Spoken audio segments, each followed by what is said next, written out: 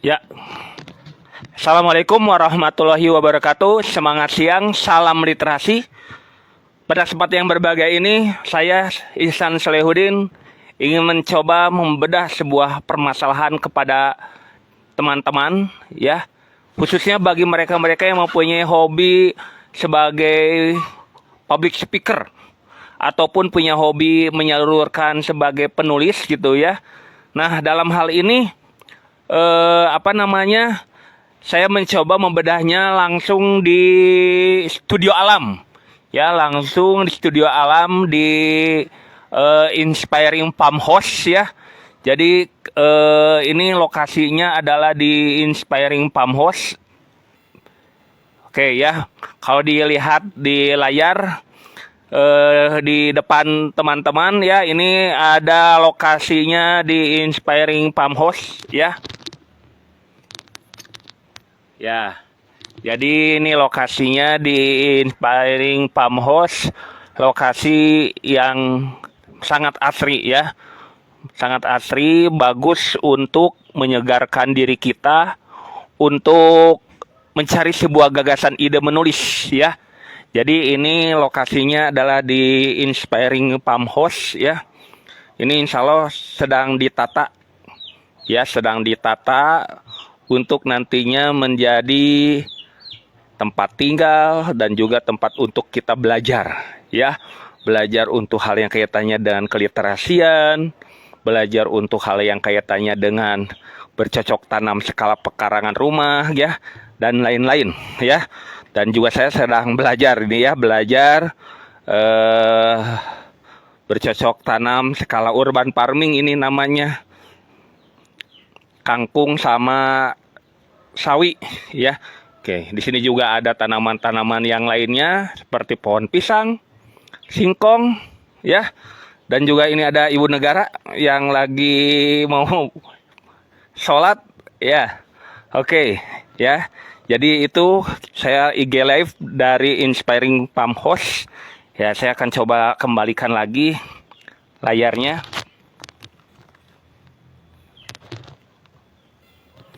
Ya.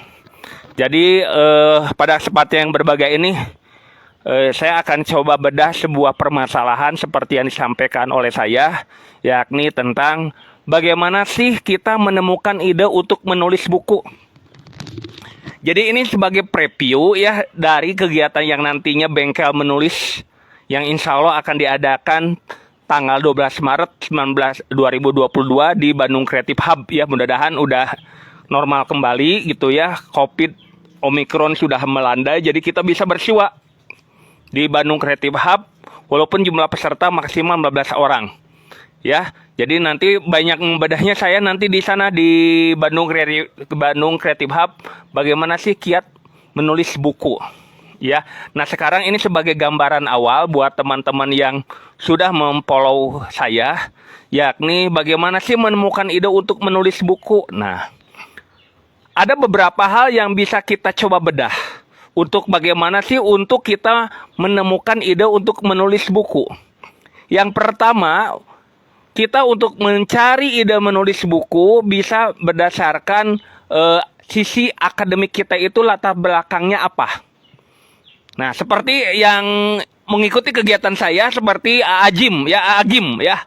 Agim Nastiar ya udah bergabung dengan saya Agim. Nah, Agim ini kan backgroundnya adalah dari seni musik ya. Kuliahnya di institut di ISBI gitu ya, tentang dunia karawitan. Nah, ini bisa menjadi untuk menulis bukunya berdasarkan akademisi, yakni tentang hal yang kaitannya dengan musik. Ya, akademis. Ya, itu seperti itu. Kemudian juga seperti halnya saya. Saya backgroundnya adalah sejarah. Nah, untuk sejarah bisa saya menulis buku hal yang kaitannya dengan kesejarahan. Ataupun menulis artikel pun dengan hal yang kaitannya dengan kesejarahan. Jadi ide untuk menulis buku itu bisa berdasarkan akademik kita ini belajarnya tentang apa. Seperti halnya teman-teman yang kuliahnya di jurusan hukum, maka gagasan ide menulis bukunya bisa berdasarkan kayak yang kaitannya dengan hal yang kaitannya dengan studi kasus di hukum. Buat teman-teman yang kuliahnya di jurusan pertanian, wah apalagi itu sekarang lagi marak. Bisa mencari gagasan ilmu, menulis bukunya, idenya adalah tentang kaitannya dengan pertanian. Timbul pertanyaan, Pak, bagaimana kalau saya belum sarjana? Gak jadi masalah. Kita bisa memulainya itu di media digital. Jangan menulis buku harus lulus kuliah dulu. Tidak. Saya juga ketika menulis artikel tentang kesejarahan masih kategorinya mahasiswa. Ujung-ujungnya apa coba? Waktu dulu gitu ya, saya menulis artikel tentang kesejarahan, masuk di pikiran rakyat, tembus ya, mendapatkan uang honornya berapa? 150.000, itu lumayan. Waktu era tahun 95 dapat 150.000 sama dengan mengcover biaya kuliah waktu itu 1 semester. Nah itu sebuah kebanggaan. Nah teman-teman pun bisa, walaupun belum kuliah beres, bisa memulainya di media Watchpad gitu kan ya, atau di blog gitu kan ya. Nanti lama-lama masyarakat itu akan menilai sisi keakademisan kita ini pakarnya ada di mana. Itu seperti itu. Jadi menulis buku idenya bisa berdasarkan dari sisi akademik teman-teman ada di mana. Apakah di hukum, apakah di manajemen, apakah di dunia pertanian, apakah di dunia kepariwisataan. Nah, misalkan pariwisata berarti apa? Sambil jadi vlogger. Ya, vlogger, blogger gitu. Asal tong jeger. Ya. Blogger, vlogger, jangan jeger gitu. Jadi itu dia. Berdasarkan sisi keakademikan. Ya teman-teman yang dari orang-orang ini dari orang-orang IT gitu kan ya, bisa menulis bukunya berdasarkan background IT.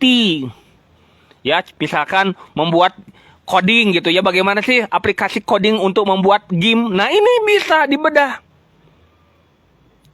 Itu. Atau juga yang kedua adalah ide untuk menulis buku berdasarkan apa? Hobi teman-teman apa? Banyak orang-orang yang menekuni sebuah hobi yang tidak kaitannya dengan dunia keakademisan. Ya, tidak ada. Misalkan hobi teman-teman dunia masak, kuliner gitu ya. Itu nantinya bisa menjadi sebuah ide menulis buku. Hobi dalam hal memasak. Misalkan memasak apa? Memasak cilok. Ya, menu cilok yang unik seperti apa bisa dibedah dalam sebuah resep-resep kuliner tradisional. Nah, itu banyak dibuat gagasan untuk menulis buku berdasarkan apa? Hobi. Atau misalkan hobi teman-teman adalah apa? Di dunia apa? Dunia burung. Teman-teman ternyata di rumahnya punya burung murai. Nah, bisa kemudian menulis buku bagaimana sih merawat murai supaya juara. Nah, kontes juara murai. Nah, ini perlu kajian-kajian ilmu menulis buku yang kaitannya dengan tips merawat burung murai. Nah, itu berdasarkan apa? Berdasarkan hobi. Atau juga teman-teman yang hobinya adalah di dunia ini di dunia peternakan. Misalkan teman-teman hobi merawat ternak domba. Nah, kenapa tidak kemudian menulis buku hal yang kaitannya dengan bagaimana tips merawat ternak domba. Nah, ini bisa gagasan-gagasan untuk menulis buku berdasarkan hobi. Jadi, yang pertama, gagasan ide menulis buku berdasarkan sisi akademik. Yang kedua, yakni berdasarkan apa? Berdasarkan sisi berbasis hobi. Itu dua ya, itu. Nah, yang ketiga, ide untuk menulis buku berdasarkan apa? Berdasarkan teman-teman mengadakan sebuah perjalanan. Ya. Jadi kadang-kadang teman-teman gitu ya, untuk ide menulis buku itu ketika kita sedang jalan-jalan. Nah, ketika kita jalan-jalan itu artinya apa? Kita bisa melihat dunia luar. Ya, itu kadang-kadang ide muncul seperti itu, ide menulis buku. Ya, seperti halnya saya. Saat ini saya ditugaskan oleh Dinas KUKM Kota Bandung sebagai pendamping PKL.